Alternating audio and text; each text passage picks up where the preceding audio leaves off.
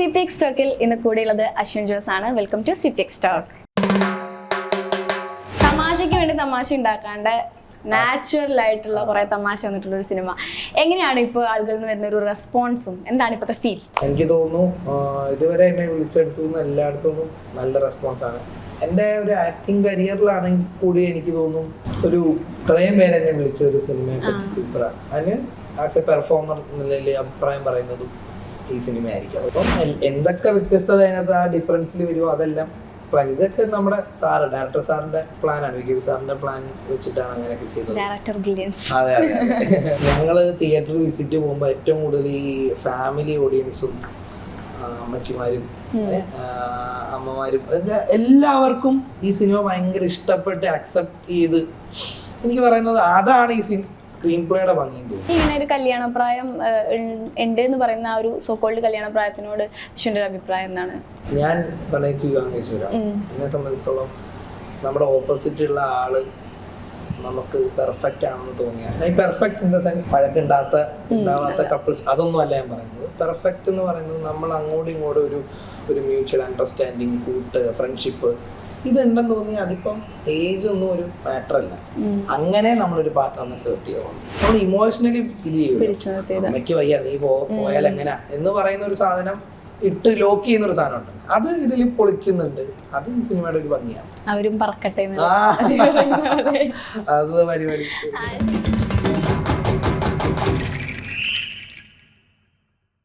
Hello, CPX Talkil ഇന്ന് കൂടെയുള്ളത് അശ്വിൻ ജോസ് ആണ്. Welcome to CPX Talk. Okay, Ashwin ഭയങ്കര ബിസി. ഞാൻ വിളിക്കുമ്പോൾ ഫുൾ ഇന്റർവ്യൂസ് ആണ്. ഇപ്പോൾ രാവിലെ ഒരു ഇന്റർവ്യൂ, ഇപ്പൊ ഒരു ഇന്റർവ്യൂ, ഇനി കഴിഞ്ഞൊരു ഇന്റർവ്യൂ. സിനിമ ഞാൻ കണ്ടു, വളരെ അടിപൊളി. ഞാൻ പറഞ്ഞ എന്താ പറയാ, തമാശയ്ക്ക് വേണ്ടി തമാശ ഉണ്ടാക്കാണ്ട് നാച്ചുറൽ ആയിട്ടുള്ള കുറെ തമാശ വന്നിട്ടുള്ള ഒരു സിനിമ. എങ്ങനെയാണ് ഇപ്പോൾ ആളുകളിൽ നിന്ന് വരുന്ന ഒരു റെസ്പോൺസും എന്താണ് ഇപ്പോഴത്തെ ഫീൽ? അല്ല, ഇപ്പൊ ഓടി നടന്ന് ഇന്റർവ്യൂ എടുക്കുന്നത് വേറെ ഒന്നുമല്ല, നമ്മളിപ്പം കൂടുതൽ ആളുകളെ അറിയിക്കണം, എത്തിക്കണം എന്നുള്ളത്. കാരണം നല്ലൊരു റെസ്പോൺസ് കിട്ടുമ്പോൾ നമ്മൾ ആ പടം ഇട്ട് കൊടുക്കാൻ പാടില്ല. നമ്മള് എല്ലാ പടവും പ്രതീക്ഷയോടെ ചെയ്യുന്നതാണ്. പക്ഷെ ചില സിനിമകൾ ഈ പറയുന്നത് നമ്മുടെ പ്രതീക്ഷകളും ആളുകൾ കണ്ടതും ഒരേപോലെ വരുന്ന ചില മൊമെന്റ്സ് ഉണ്ടല്ലോ. അങ്ങനെ വന്നൊരു സിനിമയാണിത്. എനിക്ക് തോന്നുന്നു ഇതുവരെ എന്നെ വിളിച്ചെടുത്തു എല്ലായിടത്തും നല്ല റെസ്പോൺസ് ആണ്. എൻ്റെ ഒരു ആക്ടിങ് കരിയറിലാണെങ്കിൽ കൂടി എനിക്ക് തോന്നുന്നു ഒരു എന്താ പറയാ ഇത്രയും പേര് എന്നെ വിളിച്ച ഒരു സിനിമയെ പറ്റി അതിന് ആസ് എ പെർഫോമർ നിലയിൽ അഭിപ്രായം പറയുന്നതും ഈ സിനിമയായിരിക്കും. അതിന്റെ ഒരു സന്തോഷവും. എനിക്കൊന്നും ഇപ്പത്തെ ഓഡിയൻസും അതിനനുസരിച്ച് നല്ല സിനിമകളും നല്ല നടന്മാരെയും ഒക്കെ വെൽക്കം ചെയ്യുന്ന ആക്സെപ്റ്റ് ചെയ്യുന്നുണ്ട്. അത് പിന്നെ അത് ബേസിക് തിങ് ഒരു മീര ജാസ്മിന്റെ ഒരു സിനിമ ഒരുപാട് അവരെ അറിയാത്ത ആരാവുള്ള പറയുമ്പം ഒരു ഗ്രാമത്തിൽ പോയാലും എവിടെ പോയാലും ആളുകൾക്ക് അറിയാം. അങ്ങനെ അവരൊരു നല്ല സിനിമ വരുമ്പം ഉറപ്പായിട്ടും ആളുകൾ വരും. ആളുകൾ പറയുന്നുണ്ടായി കസ്തൂരിമാലിലെ മീര ജാസ്മിനൊക്കെ തിരിച്ചു കിട്ടും. അതെ, സിനിമയെ കുറിച്ച് നമുക്ക് പറയുമ്പോൾ ആദ്യം അതിന്റെ ക്യാപ്ഷൻ തന്നെ പറയാം. ഞങ്ങൾ ടൈറ്റില് പാലും പഴവും എഴുതിയിരിക്കുന്നത് ഞങ്ങളിവിടെ പറയുണ്ടായി. നമ്മള് പാലിന് എപ്പോഴും വെള്ള കളറും പഴത്തിന് മഞ്ഞ കളറുമാണ്. പക്ഷെ നിങ്ങൾ ഇതിൽ തന്നെ നമ്മുടെ കഥ പോലെ തന്നെ കുറച്ച് എന്ന് വരുന്ന ഒരു ടൈപ്പ് സംഭവം അല്ല. അത് എല്ലാം ഇത് ഒരു വ്യത്യസ്തമായിരിക്കുന്ന രണ്ടിത് ഒന്നിച്ചാലുള്ളതാണ് നമ്മുടെ മൊത്തത്തിലുള്ള ഈ പേരിന് ഇതിനൊക്കെ വരുന്നത്. അപ്പം എന്തൊക്കെ വ്യത്യസ്തത അതിനകത്ത് ആ ഡിഫറൻസിൽ വരുമോ അതെല്ലാം പ്ലാൻ. ഇതൊക്കെ നമ്മുടെ ഡയറക്ടർ സാറിന്റെ പ്ലാനാണ്, വിജയ് സാറിന്റെ പ്ലാൻ വെച്ചിട്ടാണ് അങ്ങനെയൊക്കെ ചെയ്തത്. അതെ അതെ അതായത് ഇതിന്റെ ഒരു ടോപ്പിക് ഇപ്പൊ ഡിസ്കസ് ചെയ്യുന്ന ഭയങ്കര സോഷ്യലി റെലവെന്റ് ആയിട്ടുള്ള ഒരു കാര്യങ്ങൾ, ഒരുപാട് കാര്യങ്ങൾ. എനിക്ക് തോന്നുന്നു ഇപ്പോ സ്ത്രീകൾക്ക് ജോലി വേണം. ഒരു ടൈമിൽ നമുക്ക് സ്ത്രീകൾക്ക് ജോലി ഉണ്ടെങ്കിൽ അവർ പറയുന്ന വാക്കിന് എത്രത്തോളം വാല്യൂ ഉണ്ടാവും. ആൻഡ് കല്യാണപ്രായം, എനിക്ക് 23 വയസ്സായിട്ടുള്ള സുനിലിന് അവിടെ അത്രയും ചെറിയ കുട്ടി എന്നുള്ളതും 33 വയസ്സാകുമ്പോഴേക്കും ഭയങ്കര വയസ്സാവുന്ന ഒരു സോക്കോൾഡ് കല്യാണപ്രായം വരെ സൊസൈറ്റി വെച്ചു. ഇങ്ങനെ ഒരുപാട് കാര്യങ്ങളുണ്ട്. പക്ഷെ ഇതിപ്പോഴും ദഹിക്കാത്ത ആൾക്കാർ നമ്മുടെ ചുറ്റും ഇപ്പോഴും ഉണ്ട്. അപ്പൊ ഇങ്ങനത്തെ ഒരു കോൺസെപ്റ്റിൽ ഇറക്കും നിങ്ങൾ എത്രത്തോളം കോൺഫിഡന്റ് ആയിരുന്നു? ഇതുപോലെ സ്വീകരിക്കും എന്ന് വിചാരിച്ചു? അല്ല, ഈ സിനിമ കണ്ടു കഴിയുമ്പോൾ ഇതിന്റെ ഒരു സ്ക്രീൻ പ്ലേയുടെ ഒരു ഗുണം എന്താ വെച്ചാൽ ഇതിന്റെ ഒരു ഐഡിയ, നമ്മൾ ചുമ്മാ ഒരു ഐഡിയ പറയാതെ അതിന്റെ ഒരു സ്ക്രീൻ പ്ലേയിൽ വരുമ്പോൾ ഈ സിനിമ കണ്ടു കഴിയുമ്പം അങ്ങനെ ആർക്കും ഒരു എന്താ പറയാ ഒരു ഒഫൻഡഡ് ആവാൻ സാധ്യതയില്ല. അത് കാരണം അതുകൊണ്ടാണ് എനിക്ക് തോന്നുന്നു ഞങ്ങള് തിയേറ്ററിൽ വിസിറ്റ് പോകുമ്പോൾ ഏറ്റവും കൂടുതൽ ഈ ഫാമിലി ഓഡിയൻസും അമ്മച്ചിമാരും അമ്മമാരും എല്ലാവർക്കും ഈ സിനിമ ഭയങ്കര ഇഷ്ടപ്പെട്ട് അക്സെപ്റ്റ് ചെയ്ത് എനിക്ക് പറയുന്നത് അതാണ് ഈ സ്ക്രീൻ പ്ലേയുടെ ഭംഗിയും തോന്നുന്നു. കാരണം അവരായിരിക്കും ചിലപ്പം ആ ഒരു കുറച്ച് ഏജ്ഡ് ആയിട്ടുള്ളവരായിരിക്കും കൂടുതൽ ഇങ്ങനെയുള്ള ഒരു ഇത് ഒഫൻഡ് ചെയ്യാൻ ചാൻസ് ഉണ്ട്. പക്ഷെ അവരെ അവർക്ക് ഇത് ഭയങ്കര ഇഷ്ടപ്പെടുന്നു, അവർ എൻജോയ് ചെയ്യുന്നു എന്ന് പറയുന്നത് അത് അവന്റെ ഒരു ആ ആശിഷിന്റെ ഒരു റൈറ്റിങ്ങിന്റെ ഒരു ബ്രില്യൻസ് ആയിരിക്കാം. അപ്പം അല്ലാതെ പറയുവാണെങ്കിൽ എന്താ ഇപ്പൊ പറയാ, നമ്മളിപ്പോ ഒരു സൊസൈറ്റി ഇങ്ങനെ മാറിക്കൊണ്ടിരിക്കുകയാണ്. ഞാൻ പക്ഷെ നമ്മുടെ പടത്തിന്റെ ഒരു നല്ല റെസ്പോൺസിന്റെ ഒരു താഴെ ഒരാളുടെ കമന്റ് ഞാൻ കണ്ടാണ്, ഇവിടെ TT ഫാമിലി മറ്റേ മലപ്പുറത്തുള്ള മലബാർ സൈഡ് ഒരു ഫാമിലി അങ്ങനെ കല്യാണം കഴിച്ച് അവരെ അക്സെപ്റ്റ് ചെയ്യാത്ത സമൂഹം എങ്ങനെ ഈ സിനിമ കാണുമെന്ന് പറഞ്ഞ് ഒരു കമന്റ് ഞാൻ കണ്ടായിരുന്നു. പക്ഷെ എനിക്ക് തോന്നുന്നില്ല, ഫാമിലീസ് ഒക്കെ എല്ലാരും വന്ന് കാണുന്നുണ്ട്, ആളുകൾക്ക് മാറ്റം വന്നിട്ടുണ്ട്, ഉറപ്പായിട്ടും ആ മാറ്റം വന്നിട്ടുണ്ട്. അതുകൊണ്ട് തന്നെ ഈ സിനിമ നമ്മൾ ചെയ്തത് ഒരു റിസ്ക് രീതിയിലൊന്നുമല്ല. നമ്മുടെ സൊസൈറ്റി മാറിയത് ഉറപ്പായിട്ടും നമ്മൾ കാണുന്നതിന്റെ കോൺഫിഡൻസ് തന്നെയാണ്. അതുപോലെ ഇപ്പൊ ജോലിയുടെ കാര്യം പറയുകയാണെങ്കിൽ ആ ക്യാരക്ടർ സുമിയുടെ ക്യാരക്ടറിനെ സംബന്ധിച്ചിടത്തോളം ആ ക്യാരക്ടർ ഒരു ഇമോഷണലി പുള്ളിക്കാരി ലോക്ക് ചെയ്യണതാണ് എല്ലാരും കൂടെ. അവിടെ നിന്ന് ഒരു സ്വാതന്ത്ര്യം ഉണ്ടല്ലോ, അതാണ് എനിക്ക് തോന്നുന്നത്. അല്ലാതെ നമ്മളിപ്പം നമ്മുടെ സ്ത്രീകളെല്ലാരും ജോലിക്ക് പോകുന്നുണ്ട്, എല്ലാരും ആരും മറ്റേ അങ്ങനെ വീട്ടിലിരിക്കാൻ അങ്ങനെ താല്പര്യമല്ല. പക്ഷെ എനിക്കൊന്ന് ഈ സിനിമയുടെ പ്ലോട്ടിൽ സംബന്ധിച്ചിടത്തോളം നമ്മൾ ഇമോഷണലി ഇത് ചെയ്യും, അമ്മയ്ക്ക് വയ്യ നീ പോയാൽ എങ്ങനാ എന്ന് പറയുന്ന ഒരു സാധനം ഇട്ട് ലോക്ക് ചെയ്യുന്ന ഒരു സാധനം ഉണ്ട്, അത് ഇതിൽ പൊളിക്കുന്നുണ്ട്. അത് ഈ സിനിമയുടെ ഒരു ഭംഗിയാണ്. അവരും പറക്കട്ടെ അത് പരിപാടി. ശരിക്കും ഇങ്ങനെ ഒരു കല്യാണപ്രായം ഉണ്ട് എന്ന് പറയുന്ന ആ ഒരു സോക്കോൾഡ് കല്യാണപ്രായത്തിനോട് അശ്വിന്റെ അഭിപ്രായം എന്താണ്? അല്ല, ഇത് നമ്മള് ഞാൻ പ്രണയിച്ച് വിവാഹം കഴിച്ചവരാണ്.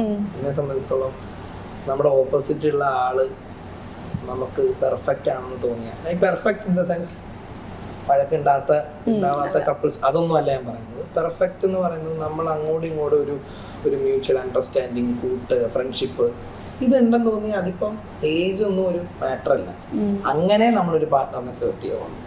അല്ലാതെ നമ്മൾ ഇപ്പോൾ ഒരാളെ പ്രണയിച്ചു, ആ പ്രണയം ടോക്സിക് ആണെങ്കിൽ അതിൽ നിന്ന് വിട്ടുപോകാനും പറ്റണം. അല്ലാതെ ഇത് ഞാൻ പ്രണയിച്ചു കഴിഞ്ഞു ഇനിയിപ്പോൾ ഇവരെ തന്നെ കെട്ടി അങ്ങനെ പോകണമെന്നല്ല. നമുക്ക് ഈ എന്താ പറയാ, ആ സോള് തമ്മിൽ കണക്ട് ആവണമെന്ന് തോന്നിയാൽ മാത്രം അങ്ങനെ കല്യാണം കഴിച്ചാൽ മതി. അതിപ്പം ഏജും ഇതൊന്നും ഡിഫറെന്റ് ഇല്ല, പക്ഷെ അത് നല്ല അണ്ടർസ്റ്റാൻഡിങ്ങോടെ പോകാന്നുള്ളതാണ്. ഞാനത് എൻ്റെ ലൈഫിലൂടെ എനിക്ക് കാണുന്നതാണ്. അപ്പൊ എനിക്ക് തോന്നുന്നത് എന്നെ സംബന്ധിച്ചിടത്തോളം ഏജ് ഒരു വിഷയമല്ല. ഓക്കെ, അത് നമുക്ക് ഡയറക്ടറിലേക്ക് വരാം. ഇപ്പൊ VKP സാറ് സിനിമകൾ എടുത്തു നോക്കുമ്പോൾ ട്രിവാൻഡ്രം ലോഡ്ജാലും ബ്യൂട്ടിഫുൾ ആയാലും കുറച്ച് സീരിയസ്ലി ട്രീറ്റ് ചെയ്തിട്ടുള്ള സിനിമകളാണ്. അതില് പിന്നെ എനിക്ക് തോന്നുന്നു കോമഡി ആയിട്ട് നമ്മൾ റിപ്പീറ്റ് വാല്യൂ ഉള്ളത് ത്രീ കിങ്സിനാണ്. ത്രീ കിങ്സ് നമ്മൾ ഇപ്പോഴും ഇരുന്ന് അങ്ങനെ കാണുന്ന ഒരു സിനിമ എന്ന് പറയാം. അപ്പൊ ഈ ഒരു സിനിമയുടെ കഥയായിട്ട് വരുമ്പോ എങ്ങനെയായിരുന്നു അതിൽ? അതും നായകൻ ഇപ്പൊ പറഞ്ഞ പോലെ ഞാനും ഇങ്ങനെ സിനിമ കണ്ടു പറഞ്ഞു, ഇത്രയും അടിപൊളി ഒരു ക്യാരക്ടർ അശ്വിന് അഭിനയത്തിലായാലും ഫുള്ളി അങ്ങനെ നമ്മളെ എൻഗേജ് ചെയ്യിപ്പിച്ചിരിക്കുന്ന ഒരു ക്യാരക്ടർ എന്ന് പറയുന്നത് ഭയങ്കര ഒരു ഇതാണ്. അപ്പൊ അങ്ങനെ ഒരു ക്യാരക്ടർ കിട്ടുന്നു, അതിലും മീര ജാസ്മിനാണ് നായിക എന്ന് പറയുന്നു. എല്ലാം കൂടെ എങ്ങനെയായിരുന്നു അത് കേൾക്കുമ്പോൾ? അല്ല, സാറ് എന്നെ വിളിക്കുന്നതെന്ന് വെച്ചാല് ബേസിക്കലി ഞാൻ ഈ സിനിമയിലേക്ക് കണക്ട് ആവുന്നത് ഇതിന്റെ പ്രൊഡ്യൂസർ വിനോദ് ഉണ്ണിത്താൻ വിനോദേട്ടൻ TV-യിലെ ഇതിന്റെ തൊട്ട് മുന്നത്തെ അനുരാഗം എന്ന് പറഞ്ഞ സിനിമയിലെ ഒരു പാട്ട് കണ്ടു. അതിനകത്ത് ഒരു ചില്ലാണെന്ന് പറഞ്ഞൊരു പാട്ട് കണ്ടു. അപ്പൊ പുള്ളി ഇങ്ങനെ കണ്ടപ്പോ ഇതാരി പയ്യൻ എന്നുള്ള രീതിയിൽ ആ സിനിമ അന്ന് എടുത്ത് കണ്ടത്. OTT വന്നിട്ടാണ് പുള്ളിക്കാരി കണ്ടത്. അപ്പം അത് കണ്ടു കഴിഞ്ഞു. അപ്പൊ ആ സമയം ഇതിന്റെ കാസ്റ്റിംഗ് നടക്കുന്ന സമയം, ആരാണ് ഈ ഏജിൽ കണക്ട് ആകുന്നതെന്നുള്ള അവർക്കൊരു പുതിയൊരു ഫ്രഷ് ഒരു എപ്പോഴും സ്ഥിരം കാസ്റ്റ് അങ്ങനെയൊക്കെ ഇങ്ങനെ ചിന്തകൾ പൊക്കോണ്ടിരിക്കുന്ന സമയത്താണ് അവർ ആ സിനിമയാണ് പ്രൊഡ്യൂസർ VKP സാറിനോട് എന്നെ പറ്റി പറഞ്ഞു. സാറിന്റെ മകൾ ഈ സിനിമ കണ്ടിട്ടുണ്ട്, സാറിന്റെ ക്രൂവിലുള്ളവർ എന്നെ പറ്റി എന്റെ സിനിമകൾ കണ്ടിട്ടുണ്ട്. അപ്പൊ അവരങ്ങനെ സിനിമ കണ്ടിട്ടാണ് സാർ എന്നെ വിളിക്കുന്നത്. സാറിനെ വിളിച്ചിട്ട് എന്നോട് പറയുന്നതാണ് എനിക്ക് ഏറ്റവും എന്നെ വളരെ റെസ്പെക്റ്റോടെയാണ് എന്നെ അപ്രോച്ച് ചെയ്തത്. ലൈക്ക് സാർ എന്നെ വിളിച്ചിട്ട്, ഞാൻ അശ്വിന്റെ സിനിമ കണ്ടിരുന്നു, എനിക്ക് നിങ്ങളുടെ കൂടെ വർക്ക് ചെയ്യാൻ ആഗ്രഹമുണ്ട് എന്ന് പറഞ്ഞ് ഒരു ഇത്രയും സീനിയറായ ഒരു ഡയറക്ടർ എന്നെ വിളിച്ച് പറയാം, കഥ കേട്ടിട്ട് ഇഷ്ടപ്പെടുകയാണെങ്കിൽ അശ്വിൻ ഇത് ചെയ്യണം. ഗുഡ്. അല്ല, അതാണ് നമ്മളെ അപ്രോച്ച് ചെയ്യുന്ന ഒരു രീതി ഉണ്ടല്ലോ. ഞാൻ പുതിയതാണെന്നോ അല്ലെങ്കിൽ സാറ് പണ്ടത്തെ ഞാൻ പണ്ട് മുതലുള്ള അങ്ങനത്തെ ഇതൊന്നും ഇല്ലാതെ നമ്മളെ റെസ്പെക്ട്. എനിക്ക് ആ കോള് ഭയങ്കര ഇഷ്ടപ്പെട്ടു. നല്ല ഇതായിരുന്നു. ഇങ്ങനെ എന്താ പറയുക, ഇഷ്ടപ്പെടാൻ മീൻസ് നമുക്ക് തന്നെ ഒരു സന്തോഷമാണ്. അയ്യോ നമ്മൾ സിനിമയുടെ പുറകെ ഇങ്ങനെ നടക്കുമ്പോൾ നമുക്ക് ഇങ്ങനെ ചെറിയ ചെറിയ റെസ്പെക്ട് ഒക്കെ കിട്ടുമ്പോൾ ഭയങ്കര സന്തോഷമാണ്. അപ്പം ഞാൻ അങ്ങനെ വന്നിട്ടാണ് ആ സബ്ജക്ട് കേൾക്കുന്നത്. ആ സബ്ജക്ട് കേട്ടപ്പോഴത്തേക്കും ആശിഷ് പറഞ്ഞ കഥ ഇതാണ് കഥ എന്ന് പറഞ്ഞു. ഇങ്ങനെ മീര ജാസ്മിൻ ഓപ്പോസിറ്റ് ആണെന്നും കൂടി സാർ എന്നോട് പറഞ്ഞു. അപ്പോഴും നമ്മൾ മറ്റേ അതങ്ങനെ ആ ഒരു എക്സൈറ്റ്മെന്റും ഒക്കെ ഉണ്ടല്ലോ. പക്ഷെ ഈ ഇങ്ങനത്തെ ഏജ് ഡിഫറെന്റ് ആയ ഈ കഥ എങ്ങനെയാണ് ഇത് അപ്രോച്ച് ചെയ്യുന്നതെന്നുള്ളത് അറിയാം. എനിക്കും ഞാനും സ്ക്രീൻ റൈറ്ററാണ്. അപ്പൊ എനിക്കും ഒരാൾ എഴുതിയ റൈറ്റിംഗ് കാണാൻ ഇഷ്ടം. ഉറപ്പായിട്ട് നമുക്ക് ആ എക്സൈറ്റ്മെന്റ് ഉണ്ട്. ഞാൻ അങ്ങനെയാണ് ആ സബ്ജക്റ്റ് വായിച്ചത്. സബ്ജക്റ്റ് അവൻ പറഞ്ഞപ്പോൾ ഭയങ്കര ഹാപ്പി ആയിട്ട്. കാരണം എൻ്റെ തൊട്ട് മുന്നത്തെ സിനിമ എനിക്കൊരു നല്ല കഥാപാത്രങ്ങൾ വരുന്നില്ല എന്ന് തോന്നിയപ്പോൾ മുതൽ ഞാൻ എഴുതിയതാണ്. ഇതിപ്പോൾ എനിക്കൊരു പരിചയമില്ലാത്ത ഒരാൾ നമുക്ക് വേണ്ടി സ്ക്രിപ്റ്റ് എഴുതുന്നു, എൻ്റെ ക്യാരക്ടർ ഇത്രയും ആർക്കിൽ പോകുന്നു. നമുക്ക് എന്താ വേണ്ട, ഒരു ആക്ടറിനെ സംബന്ധിച്ച് അയ്യോ ഭയങ്കര സന്തോഷം. ഞാൻ അപ്പം തന്നെ അവനെ കെട്ടിപ്പിടിച്ചാൽ അടിപൊളി നമുക്ക് പരിപാടി. ഞാൻ സാറിനോടും അതിൻ്റെ പ്രൊഡ്യൂസർ വിനോദിനോട് പറഞ്ഞു, ചേട്ടാ നമുക്ക് ഈ പരിപാടി ചെയ്യണം, എത്രയും പെട്ടെന്ന് ഞാൻ പൊളിക്കും എന്ന് പറഞ്ഞ് അങ്ങനെയാണ് ഞാൻ അവരുടെ ടീമിലോട്ട് കയറുന്നത്.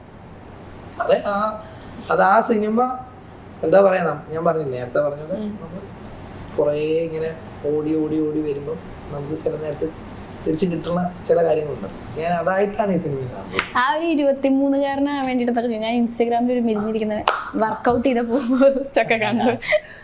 ഇടയ്ക്ക് ഞാൻ ചെയ്യാറുണ്ട്. അല്ല 23-കാരനാവുക എന്നുള്ളതായിരുന്നില്ല ഇതിനകത്ത് പ്രശ്നം എന്ന് വെച്ചാല്, അതിപ്പോ നമ്മൾ ചിലപ്പോ എനിക്ക് ഒന്ന് നമ്മളിപ്പോ താടിയൊക്കെ കളഞ്ഞൊന്നും ഇങ്ങനെ വരുമ്പോ ഓക്കെ. ഇവിടുത്തെ പ്രശ്നം നമ്മുടെ ഓപ്പോസിറ്റ് മീര ജാസ്മിൻ പുള്ളിക്കാരിയുടെ ഏജിനെ തോപ്പിച്ചോണ്ടാണ് ശരിക്കും. അപ്പൊ നമുക്ക് ഈ ഏജ് ഡിഫറൻസ് തോന്നണ്ടേ, നമ്മൾ അതാണ് അതിനകത്ത് വിഷയം വരുന്നത്. അതിനാണ് ഞാൻ പണിയെടുത്തത്. അത് ഞാൻ ഈ പറയുന്ന പോലെ പ്രത്യേക ഒരു ഡയറ്റും, ഞാൻ ലൈഫ് ജിമ്മുണ്ട്. എൻ്റെ യോഗ സാറാണ് എൻ്റെ ജിം ട്രെയിനർ. സാറ് ഓരോ സിനിമ വരുമ്പോൾ ഞാൻ നല്ലതായിട്ട് ഫുഡ് കഴിക്കുന്ന ഒരാളാണ്. അപ്പം സിനിമ അനുസരിച്ചാണ് ഞാൻ എൻ്റെ ബോഡീനെ മെയിൻറ്റെയിൻ ചെയ്തത്. അപ്പോൾ ഈ സിനിമ വന്നപ്പോൾ നെക്സ്റ്റ് ഇതായി, അതിന് വേണ്ടി വർക്കൗട്ട് ചെയ്തു. പിന്നെ ബേസിക് തിങ് നമ്മൾ ഈ ഇത് വലിയ ഇതുള്ളതൊന്നും അല്ല, ഇതിൽ ഈ ബോഡി ലാംഗ്വേജ് പിടിക്കുക എന്നുള്ളതാണ് ഇതിനകത്തൊരു സംഭവം. അതിനൊപ്പം നമുക്ക് ഏറ്റവും നല്ലൊരു ഡയറക്ടർ നമ്മുടെ കൂടെ ഉണ്ടല്ലോ, നമ്മളെ കറക്റ്റ് ചെയ്യാനും ഒക്കെ. പക്ഷെ ഈ കോമഡി ചെയ്യാന്ന് പറയുന്നത് കുറച്ച് ടാസ്ക് ഉള്ള പരിപാടിയല്ലേ. ഇത്ര പെട്ടെന്നായിട്ട് നമുക്ക് അതെല്ലാം വർക്കാവണമെന്നില്ലല്ലോ. ഇപ്പൊ എങ്കിലും നമ്മുടെ വലിയ വലിയ നടന്മാര് വരെ കുറെ സ്ഥലത്ത് പരാജയപ്പെടുന്നു. കോമഡി നമുക്ക് കോമഡി ആയിട്ട് തന്നെ ഇവര് ചെയ്യുന്നത് അതിനു വേണ്ടി ചെയ്യുന്ന പോലെ തോന്നും. എനിക്ക് തോന്നുന്നത് എനിക്ക് ചെയ്യുമ്പോ അങ്ങനെ ടഫ് ഒന്നുമില്ല. തിയേറ്ററിൽ വന്ന ആളുകൾ ചിരിച്ചാൽ അത് കോമഡി പോയി, നമുക്ക് ജഡ്ജ് ചെയ്യാൻ പറ്റും. നമുക്ക് ഒരിക്കലും നമുക്ക് പ്രീ പ്ലാൻ ചെയ്യാൻ പറ്റില്ല ഇത് ഇവിടെ ഇപ്പൊ ആളുകൾ ചിരിക്കുന്നു. പക്ഷെ ആ നേരം ആ മൊമെന്റില് ആ ഒരു ആക്ടറിന് ആ ഒരു സിറ്റുവേഷനിൽ ഒരു ഇത് തരുമ്പോൾ ഏകദേശം അറിയാം നമുക്ക് ഇങ്ങനെ ചെയ്താൽ ഇതിങ്ങനെ ആയിരിക്കും. പിന്നെ അവിടുത്തെ ചിരിയുടെ അളവ് എത്രയാണെന്നുള്ളത് നമുക്ക് പ്രെഡിക്റ്റ് ചെയ്യാൻ പറ്റും. അഥവാ എനിക്കിത് കോമഡി ചെയ്യുന്നത് എനിക്ക് ഒരു ടഫാണെന്നുള്ള ഫീൽ എന്നെ സംബന്ധിച്ചാൽ എനിക്ക് ഇഷ്ടമാണ്. ഓക്കെ, അതൊക്കെ കോമഡി തന്നാൽ ഏത് ചെയ്താൽ നമ്മൾ റെഡിയാണ്. ഞങ്ങൾക്കാണ് ഇത് വർക്കൗട്ട് ആവുക എന്നുള്ളത്. ഞാൻ തിയേറ്ററിൽ ആൾക്കാർ ചിരിക്കുന്ന കണ്ടപ്പോൾ കൊള്ളാലോ, അത് വർക്കൗട്ടായി എന്നുള്ള ഫീൽ. കൗണ്ടറുകളിലൂടെയുള്ള കൗണ്ടർ പരിപാടി അതൊക്കെ ആ നേരം നമുക്ക് തോന്നും. നമുക്ക് പെട്ടെന്ന് ആ നേരത്ത് നമ്മുടെ കൂടെ അഭിനയിക്കുന്നവരും അതെല്ലാം അതിനകത്ത് ഇമ്പോർട്ടൻറ്റ്. പിന്നെ ഞാൻ പറഞ്ഞു എപ്പോഴും ഒരു നല്ല സിറ്റുവേഷൻ വേണം. ആ കഥാപാത്രത്തിന് അതിനുള്ള ഒരു സ്വാതന്ത്ര്യം വേണം. ഇതെല്ലാം ഉണ്ടെങ്കിലേ നമുക്ക് ഈ പറയുന്ന പോലെ ഹ്യൂമറും ഇപ്പൊ ചില പടങ്ങളിൽ നമ്മൾ ഒരു പടത്തിൽ ചിലപ്പോൾ ഇവരെ കൊണ്ട് ഭയങ്കര ചിരിച്ചു, നമ്മൾ അടുത്ത ഒരു പടത്തിൽ ചിലപ്പോൾ അവരെ കാണുമ്പോൾ നമുക്ക് അവരുടെ ഈ കോമഡി നമ്മൾ പറയാം പുള്ളി ഇത്താണ് പുള്ളിയുടെ കോമഡി വർക്കൗട്ട്. ശരിക്കും പുള്ളിയുടെ പ്രശ്നമായിരിക്കില്ല, ആ സിറ്റുവേഷനോ ആ ക്യാരക്ടറോ ചിലപ്പോൾ അതിന് ഇതാകാറില്ലായിരിക്കും. അല്ല, അതില് പറയുന്നുണ്ടായിരുന്നു ഈ ഒരു കഥ തന്നെ ഒരു ചിരിന്റെ മെയിൻ തീം, രണ്ടായ ഡിഫറൻസ്. അത് കേൾക്കുമ്പോ തന്നെ എല്ലാവർക്കും ഒരു എക്സൈറ്റ്മെന്റ് ആണ്. ശരിയാണ്. എങ്ങനെയുണ്ടായിരുന്നു മീര ചേച്ചിന്റെ കൂടെയുള്ള ഒരു ഇത്? അധികം മരുവും കിട്ടാത്തൊരു അത്രയും സീനിയർ ആയിട്ടുള്ള ഒരാളുടെ കൂടെ ഒരു നായക വേഷം എന്ന് പറയുമ്പോ അതെങ്ങനെ ഉണ്ടായിരുന്നു എക്സ്പീരിയൻസ്? എനിക്ക് തോന്നുന്നത് ഭയങ്കര ഗ്രേറ്റ് ആക്ട്രസ്, വലിയ നടിയാണ് അവര്. അവരുടെ കൂടെ അഭിനയിക്കുമ്പോൾ ഉള്ള ഗുണമെന്ന് വെച്ചാൽ നമ്മൾ ഈ വലിയ ആക്ടേഴ്സിൻ്റെ കൂടെ അഭിനയിക്കുമ്പോൾ നമ്മൾ അവരുടെ കൂടെ ചെയ്യുമ്പോൾ എന്ന് വെച്ചാൽ നമ്മൾ അവർ ചെയ്യുന്നതിന് അവർ ചിലപ്പോൾ നല്ല പെർഫോമൻസ് ചെയ്യുമ്പോൾ അതിനെ നമ്മൾ മെയിൻറ്റെയിൻ ചെയ്ത് കൊണ്ടുപോയാൽ ചിലപ്പോൾ നമ്മുടെ പെർഫോമൻസും ചിലപ്പോൾ ബെറ്ററായി തന്നെ ഇരിക്കും. പിന്നെ അപ്പുറത്തുള്ളവർ തരുന്ന റിയാക്ഷൻ നമ്മൾ ഓപ്പോസിറ്റ് റിയാക്ഷൻ കൊടുക്കുമ്പോൾ തന്നെ ഇത് മാറും. ഇവിടെ മീര ഇതില് എനിക്ക് എങ്ങനെ കംഫർട്ട് തന്നതെന്ന് വെച്ചാൽ ഞങ്ങൾ ഫസ്റ്റ് ഡേ തന്നെ നല്ല ഒരു ഫ്രണ്ട്ഷിപ്പ് ഞങ്ങൾക്ക് ഇടയിലുണ്ടായി, നല്ല കൂട്ടായി, എന്നെ പെട്ടെന്ന് കണക്ട് ആയി, എന്നെ ആ സോണിലേക്ക് അവർ കൊണ്ടുവന്നു. അപ്പൊ പിന്നെ എന്താ നമുക്ക് ഗുണമെന്ന് വെച്ചാൽ നമ്മൾ കണ്ണാടി നോക്കി അഭിനയിക്കുമ്പോൾ നമുക്ക് പേടി വരേണ്ട കാര്യമില്ല, ആ രീതിയിൽ അങ്ങ് പോയി, ഒരു വൈബിൽ അങ്ങ് പോയി. പിന്നെ ഞങ്ങള് സെറ്റ് ആയിരുന്നു, ഓക്കെ ആയിരുന്നു. ആ ഒരു കെമിസ്ട്രി നമുക്ക് ഫസ്റ്റ് ട്രെയിലർ കാണുമ്പോൾ അയ്യോ ഇത് എങ്ങനെയാണ് ഒരു, പക്ഷെ സിനിമ കണ്ടിറങ്ങുമ്പോ കംപ്ലീറ്റ്ലി കണ്ട് നമ്മൾ തിയേറ്ററിൽ വിട്ട് ഇറങ്ങുമ്പോൾ നമുക്ക് ആ സംഭവം ഇല്ല, ചേർന്നു രണ്ടാമത്. അതിനകത്ത് എല്ലാം ഉണ്ട്, എല്ലാം ഒരു ഫാക്ടറാണ്. റൈറ്റിങ്ങും അതിന്റെ അത് മേക്ക് ചെയ്തേക്കുന്ന രീതിയും എല്ലാം അതിനകത്ത് ഇമ്പോർട്ടന്റ് ആണ്. കൂടെ ആ പെർഫോമൻസ്, ഞാൻ പറഞ്ഞില്ല മീരയെ പോലൊരു നല്ലൊരു ആക്ടർ, വലിയൊരു ആർട്ടിസ്റ്റ് പെർഫോം ചെയ്യുമ്പോൾ നമ്മളും കൂടെ അതിന്റെ കൂടെ നിന്ന് കൊടുത്താൽ തന്നെ പെർഫോമൻസ് ആകും.